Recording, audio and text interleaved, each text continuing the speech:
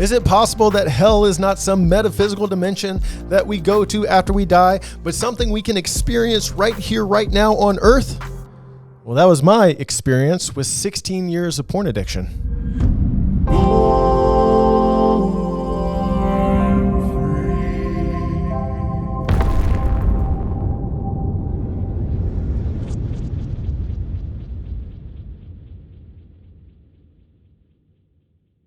Welcome, brave explorers, traveling heroes, and powerful creators to this infinitely expansive present moment co-created by you and me to explore the transformative power of experiential truths, consciousness, and oneness.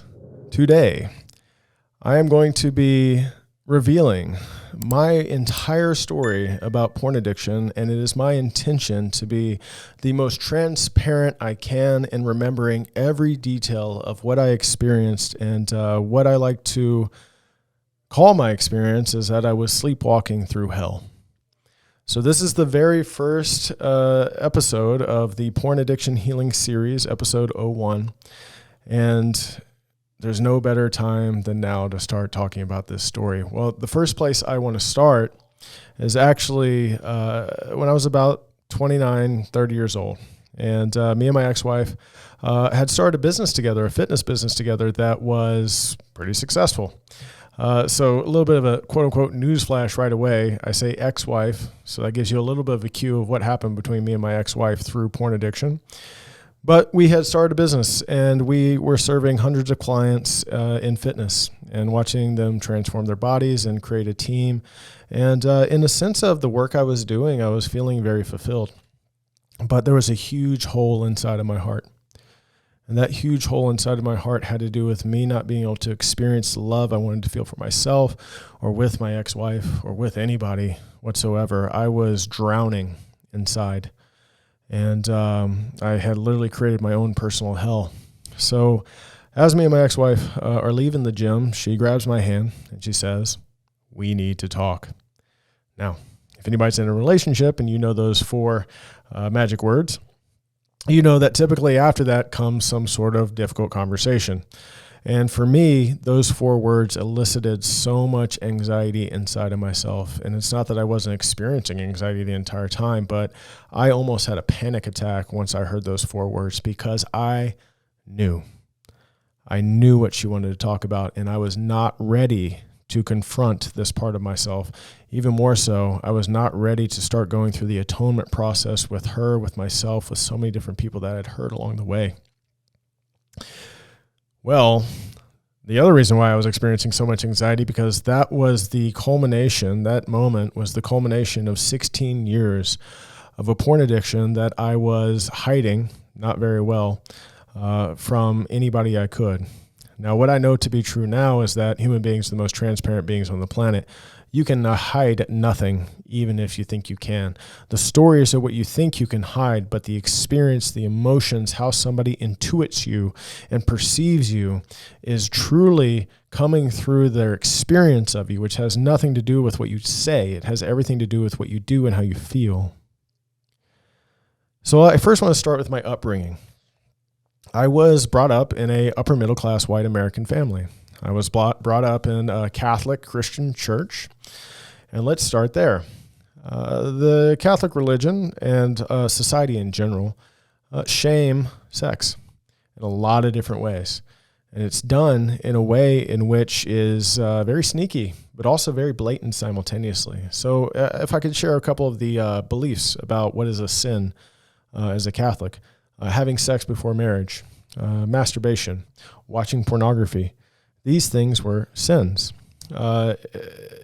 Exploring your body as a child, anything around sex. I mean, ultimately, the goal was, as a practicing Catholic, to not have sex until you got married. Think about what that does when it comes to any sort of sexual action you take prior to marriage, masturbation, pornography, or sex before marriage, and the guilt and shame that can come from those actions based off of you being born guilty and as a sinner. In school, that was a nice little transition. In school, I was a really good student. I was too smart for my own good, and that showed up a lot in my life. But you know, I graduated high school with like a 3.1, and it was easy. Like school was easy for me. In sports, I was a three sport star: basketball, football, baseball. I excelled very much in baseball. Ended up playing college baseball. I was a popular kid. You know what I mean? Like what that means now, I don't give a crap. I'm just giving you an example of like who I was then, so you understood. Like people liked me. I typically got with girls that were the popular girls that were really hot, right? And I have a whole story around that, so buckle up.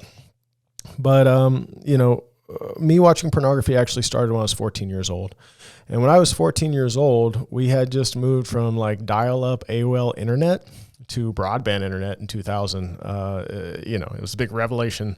With broadband internet came higher speed. With higher speed came videos, pornography videos. I mean, that was really the beginning of the pornography industry really blowing up on the internet, was around that time.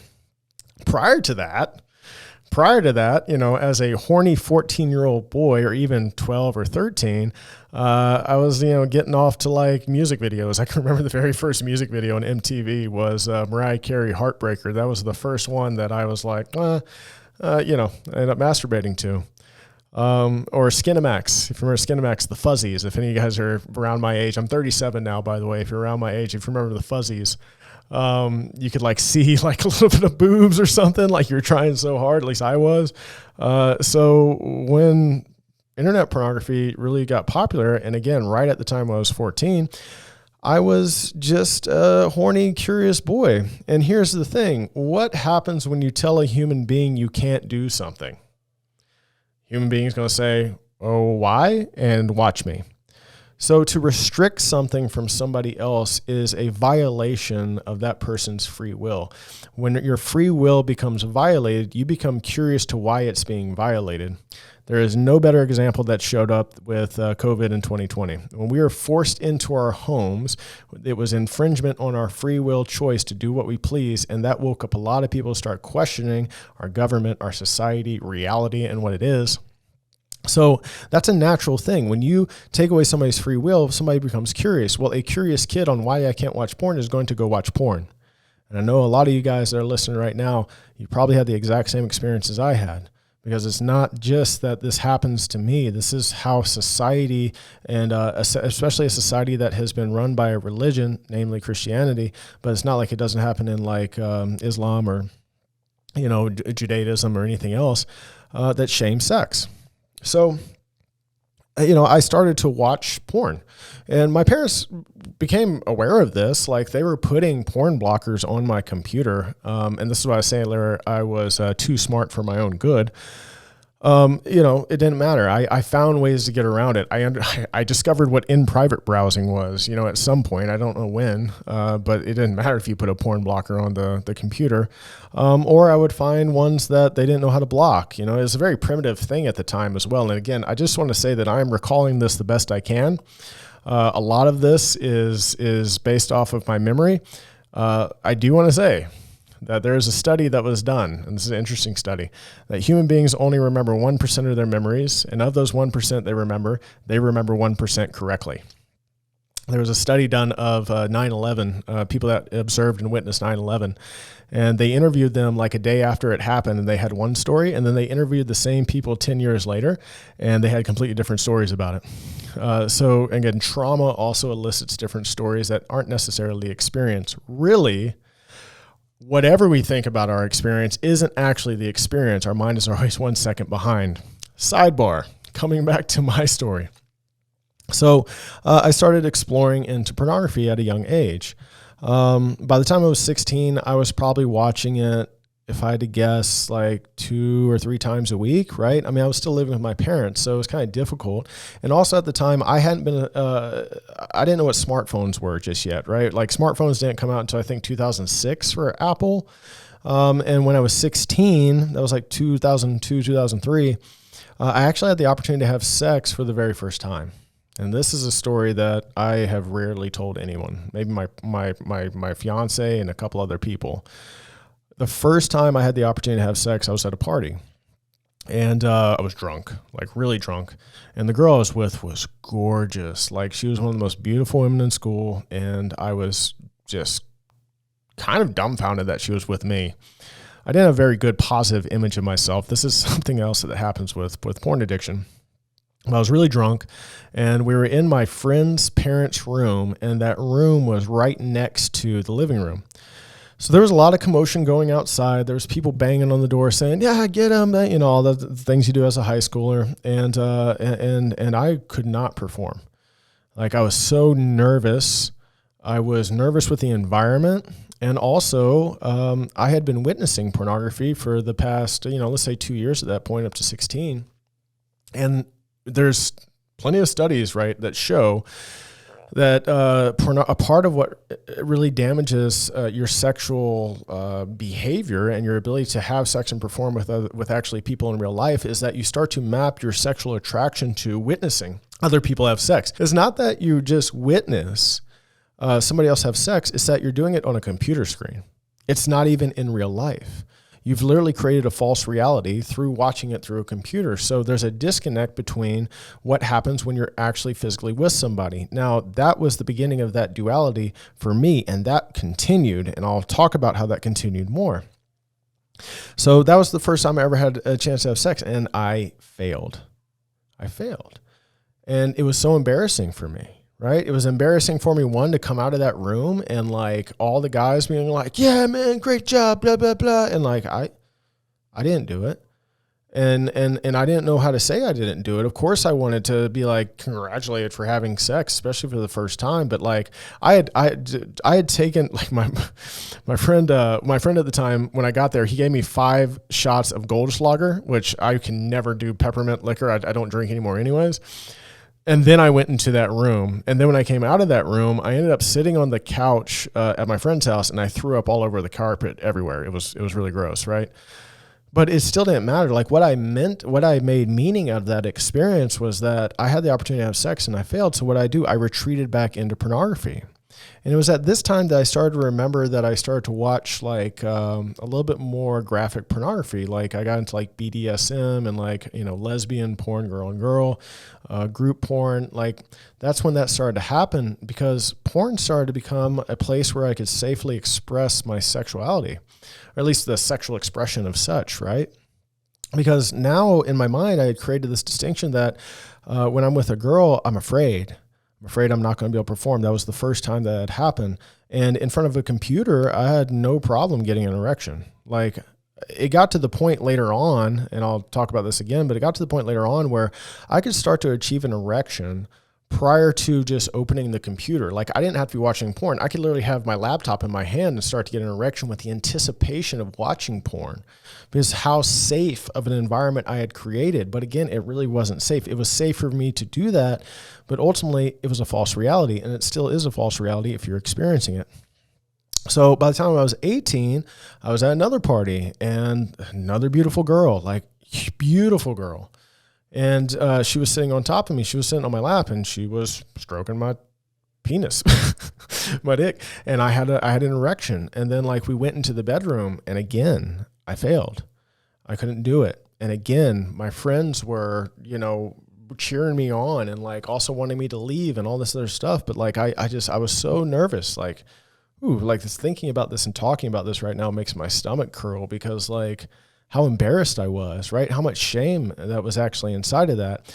And if you listen to the first episode of this podcast or watch it on YouTube, like I told you, like this is a part of me that I don't necessarily love revisiting, but I'm doing it because I am here to serve you. So I failed again, right? So after 18, I dove further into porn, but I also moved out of my parents' house. Well, with moving out of my parents' house, I became alone, and I had my own laptop. So now I'm unsupervised, right? And now the laptop, I can do whatever I want, because there is no, there is no parental blocks. There's nothing, right? So I can start really exploring. Well, by the time I was in college, I was watching porn about 2 to 3 times a day, and I was telling my roommates that I was studying. You know what I mean? And that's when I started to dive into even more intense look at like pornography and what could I find? I mean, BDSM, there's all sorts of different like genres that you can go into. But it was at this point where I started to watch like transgender porn and gay porn.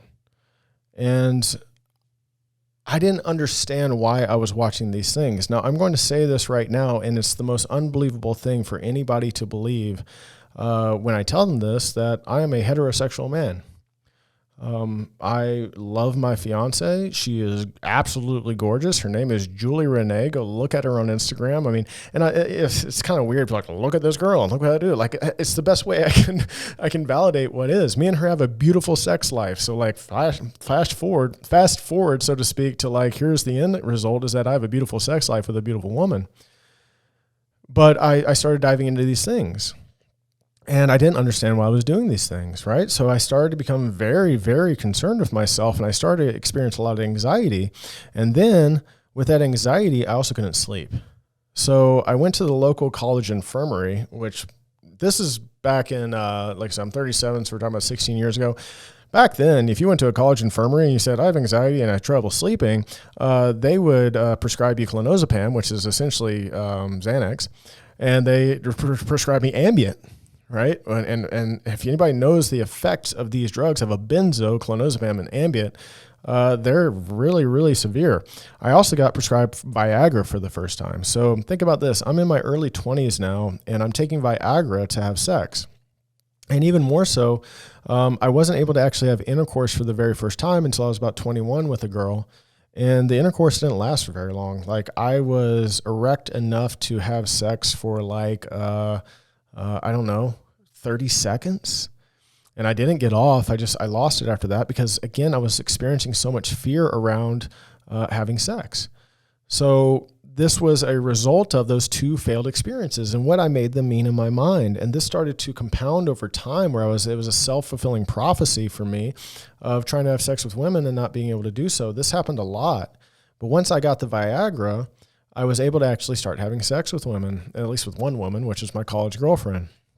So that was like a big win for me. I was like, I can actually have sex. But I was also taking clonazepam, Xanax, and Ambien, right? I was a mess. Like, I was a roller coaster mess. And surprisingly, again, I say too smart for my own good. This is when I also started smoking a lot of marijuana, but I got a 3.1 GPA for my bachelor's. I went and got my master's, and I had a 3.9 GPA for my master's while I'm on all of these drugs, while I am watching pornography so much. And that's what made me like kind of say, well, it's okay to keep watching porn. It's okay to keep suffering inside because, look, I'm doing so well based off society's standpoint. So, this was just really tough for me. Now, once I was with my college girlfriend for long enough, and I say long enough, I can't remember how long we were together. I think it was like 5 years. And it was about 2 years too long, to be honest with you. But, I started actually still having problems having sex with her with Viagra. So over time, using Viagra also made it so I would not work because I was experiencing so much anxiety. And in my own interpretation, what I was watching on the screen, right, what I was watching for pornography was nowhere near close to what it was like to be with a woman. I mean, think about this. I'm watching gay porn, bisexual porn, BDSM, transgender porn, what else? Orgy porn, like anything that I could get my hands on that would elicit some sort of excitement I was doing. Now, there's a lot to this. And I'm going to give a little bit now because if anybody is listening, there's actually something called dopamine escalation. And dopamine escalation essentially just says that you just need to watch something different. It doesn't matter what it is. So you start watching one thing. It could be like just regular porn, guy and girl having sex if you're heterosexual. And you're watching this thing. Over time, that scene no longer elicits the same amount of dopamine that it would anymore. So it becomes boring. So you look for something different. It doesn't matter what different is. It doesn't even matter if it's a part of your sexual orientation like what I experienced. It's just different. Now that different thing elicits more dopamine, and then you get bored, and then a new thing for more dopamine, and then you get bored, and then a new thing for more dopamine, and you get bored. That's what led me to these different genres that weren't even aligned with my sexual orientation. And this caused a lot of internal conflict. Do not get me wrong. I was questioning my sexual orientation while I was with her. And really a part of not being able to have sex, with these women is what drove me to have these thoughts. Well, maybe I don't like women. Maybe it is that I like men. Right? Because I can't do it with them, but maybe I can do it here. It had nothing to do with men and women. It had everything to do with just pornography. It wasn't that I couldn't do it with a woman or couldn't do it with a man. It was that I could do it in front of pornography, that I could open up my laptop and get an erection, no problem. That's what it was about. I had mapped my sexual attraction to a computer. If you are suffering with porn addiction right now, you have mapped your sexual attraction to a computer. That sounds crazy. Think about this. It is crazy. Here's something else that's crazy. In World War II, Nazi soldiers used to get off to putting Jews in a gas chamber and killing them. I'm using this as an example because you as a human being can map your sexual attraction to anything. Anything. There's rapists that can map their sexual attraction to raping a woman. Many rapists talk about rape porn being the thing that influenced them to want to act it out. This is also a form of escalation. My form of escalation came into catfishing men and women on Craigslist. Now, Craigslist, I don't even know if it's around anymore, but there was a time where Craigslist had it was like a dating service. You had like men seeking women, women seeking women, men seeking men. I would go onto Craigslist and I would catfish men and women. And when I would be catfish, I would sit there and talk dirty to them and email them back and forth. This started with my girlfriend in college. I don't even know if she knows about this. She would now. Told you, this is going to be the most transparent story you've ever heard. And what I noticed when I was doing that is that my body would start to shake. Like I would like viscerally be shaking as this was happening. And what the shaking was is my body was releasing adrenaline. Dopamine was no longer what my body was looking for. The orgasm of dopamine and oxytocin had become so diluted that adrenaline is what my body was seeking. And my body, newsflash, again, getting ahead of myself a little bit, my body was the thing that was addicted to these biochemicals. So that's where that led me down to the point where, again, I'm now catfishing men and women. Now, I never got to the point in which I actually acted out anything other than a catfish. There was times where I would be at a hotel and I would catfish people to come to my hotel. But then when they got to the hotel, this is, again, my stomach is churning when I'm saying this. When they got to the hotel, I wouldn't give them where my room number was. So I never went past the threshold of actually acting out with a person in person. Why? Because that was unsafe. That's unsafe. What was safe is me behind a computer. I could do behind a computer. But if a person actually showed up, I know at that time I would not be able to, quote unquote, perform anything that I was saying that I was going to do over a computer because I wasn't even having sex with my girlfriend at the time. I mean, I was, but not very well. And again, Viagra would work now maybe 25% of the time. I had so much fear and anxiety. Again, self-fulfilling prophecy. I was attracting what I was afraid of. I would go into sexual interaction afraid that I was not going to be able to perform. Then I would then fulfill that feeling of not being able to perform. And then through that process, I would then feel afraid, sad, shameful, anxious that I didn't perform. And then also the things I would say about myself. I would say things like, what's wrong with me? Why am I different from other guys? Why can't I just be normal? I would curse God. God, why do this to me? Why was this even something that's a part of my reality? Like, why me? Why me? Right? Victim. Why me? Why me? At this time, I had essentially become atheist. Like, I was like, there can't be a God. There can't be a God if I'm experiencing this much suffering right now. And there's just no way. And nobody's coming to save me. Nobody. I had no idea what was happening to me.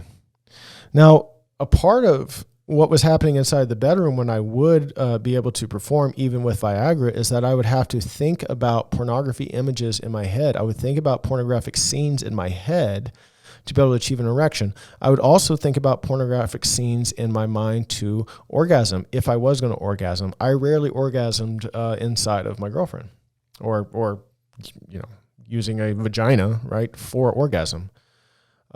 there's something called the death grip, so to speak, where like if you're jacking off so much, like it's nothing like a vagina. So through that process, you start to lose sensitivity in your penis. And that is what happened to me. I think it's so funny. See, this is a societal condition thing where I'm saying penis and vagina.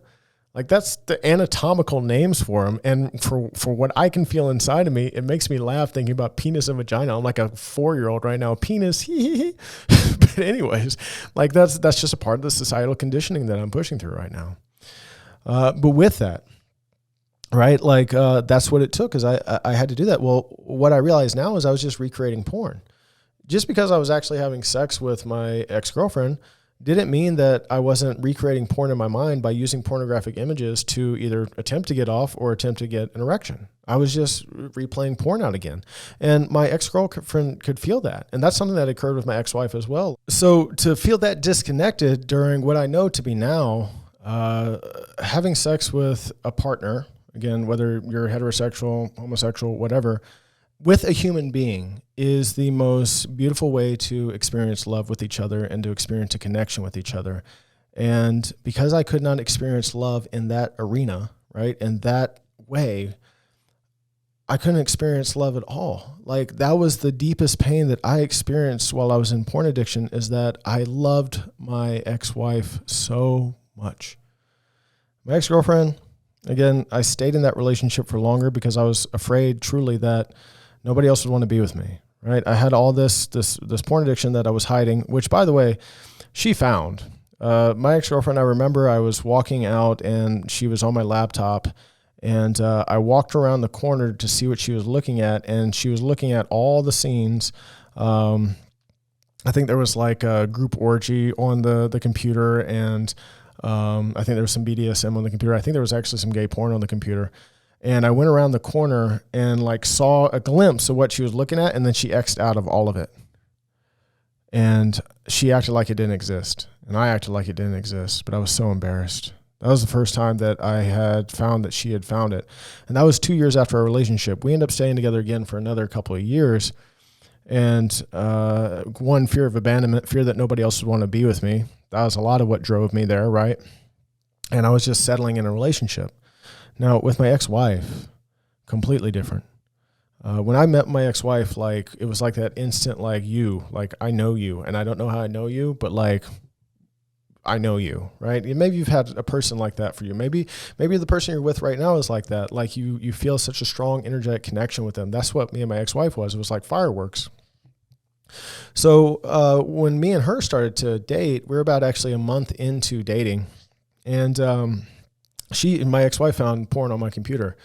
And what I did is I blamed it on my ex-girlfriend. I said, my ex-girlfriend, thought that it'd be funny to leave it on here. And I didn't know that she left it on here because she had found porn on my computer. Like, I don't even remember this bullshit story. Like, what I'm telling you right now is as true as I can remember it to be. But I told her a bullshit story, right? Because I felt like this overwhelming love for her, and I didn't want to lose her. So I lied to her there. And I would tell you that in the first year of being with my ex-wife, like, we had a really good sex life. Was I using Viagra? Yeah, I was using Viagra, but not all the time. There were times in which I could actually have sex with her without Viagra, and I made up stories like she had healed me in some sort of way. But after a year, that's when things started to decline again. It's like the infatuation, honeymoon type, the relationship starts to go away. And then that's when porn started to come back into my life. It's not that I wasn't watching porn in the first year, but I had diminished my porn use to probably once or twice a week rather than almost once a day, maybe even once or twice a day. So, after that year, I started to watch more porn again. And I also started to catfish people on Craigslist again. And my ex-wife found that. Like, so before I had asked her to marry me, she had actually found some emails that I'd sent back and forth, catfishing people on Craigslist, and I denied it. I said somebody had hacked my computer. Again, it was a lie. It was another bullshit story, right? So like, I just had so much shame and so much embarrassment about this thing, and I knew deep down inside of myself that it wasn't me.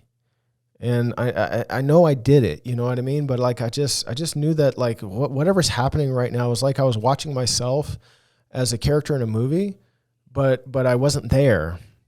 And that's the best way I can describe it now. I'll get more into it because I understand why this is the case, but that's what I felt like at the time. I felt like I had no control over my life. And that's something that happens inside of an addiction is we feel like the addiction controls us. We feel like we don't have a choice. We feel like whatever's happening in our life is not our fault. We are being victimized by some sort of outside source, and that's not true. That's one of the first things that you got to get through this process is understanding that you're the one that is creating this. You're the one that's choosing this. But again, when you're in the middle of addiction, you can't see it. And if you are experiencing this right now, and I'm saying this to you, I know it's hard to believe, but that's how you heal. So I had lied to her about that. Then I asked her to marry me, right? She said yes. And then I can't remember how much longer afterwards she found it again. She found me catfishing men and women on Craigslist again. And again, I had been watching pornography a lot at this point.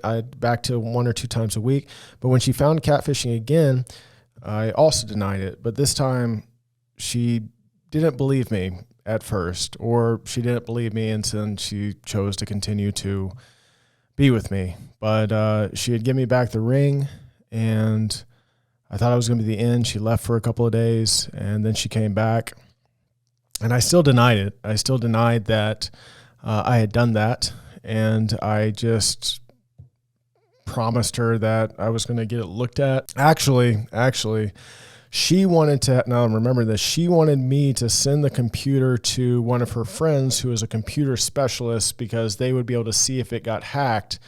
And I told her that I would, and then I just let that desire go away essentially over time, and then she stayed with me. So we ended up getting married, right? So fast forward to getting married, and about a month after we got married, I came home, and she was sitting on the couch, and she just looked really depressed.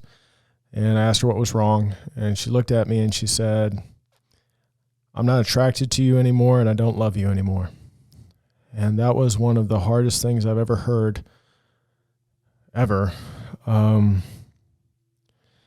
And it brought me to a really hard space. And I didn't know what that meant at the time, but I knew that, the person that I loved the most didn't love me anymore. So then me and my ex-wife started getting into harder drugs. So, I had been smoking marijuana since, again, the early 20s. So then we got into harder drugs like cocaine and MDMA. I essentially made myself bipolar through drugs. Like I would do harder drugs on the weekend, Friday, Saturday, Sunday, do these harder party drugs. And then on Monday, Tuesday, Wednesday, if anybody's ever done these type of drugs, you know that there is a relapse time period, not a relapse, recovery time period where like you have no dopamine, no serotonin, and you're pretty much sad. So I was on this like roller coaster of, feeling great because of the drugs on the weekend to avoid, the porn addiction I was experiencing and the pain I was experiencing of my wife not loving me. We used the drugs to kind of connect, and we would connect through that way. But when we weren't on drugs, we were both on this roller coaster. So it was just so hard to be there. And at that point with the drugs, porn got even worse. I mean, I was then now watching porn in public places.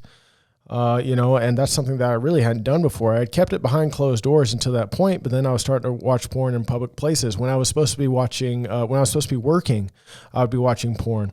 Whenever she would leave, and this is always a trigger for me when I was alone, right? So whenever my ex-wife or my ex-girlfriend would leave, that would trigger me to want to watch porn because I was alone. And, this is just the way that it escalated at this point. And then we got to the point as well where she started sleeping in the other room, right? So she didn't want to sleep in the room with me, and she left for a week, and like it was just such a tumultuous relationship. But I do remember when she was sleeping in the other room, I had woken up out of my room, and I was walking into the bathroom to grab lotion. And then when I was walking back out of the bathroom, she opened up the door right when I was walking into the door. So I got caught red-handed with lotion in my hand. And like I said, she knew the entire time, right, that I was watching porn. She knew that I was in some way being unfaithful to her. She could feel the disconnect between the two of us. She thought that I didn't love her. She felt I wasn't attracted to her. All of these things were happening because of my porn addiction, because I was not being honest and I was hiding this part of myself. So that leads us up to the moment where I started off in the beginning of this episode, where we're leaving the gym, even with, again, everything that had happened, the disconnect in our relationship, her not wanting to be with me anymore, the drugs, all the different things. We had still built this really successful business. And it led up to the point where she grabbed my hand and she said, "Zach, we need to talk." And I'm going to leave this episode here on a cliffhanger, and I'm going to pick it up on the next episode. So look, if you're on YouTube right now and you have identified with this story, or you really feel like this is something that would be valuable to other people, share the link to the YouTube, like, subscribe, drop a comment below. Is there anything that really you identified with? If you know somebody that is struggling with pornography addiction, or that there's maybe just something off and you don't know what it is, just send them over this episode. And for you, I just want you to remember that you are all you need to be to set yourself free.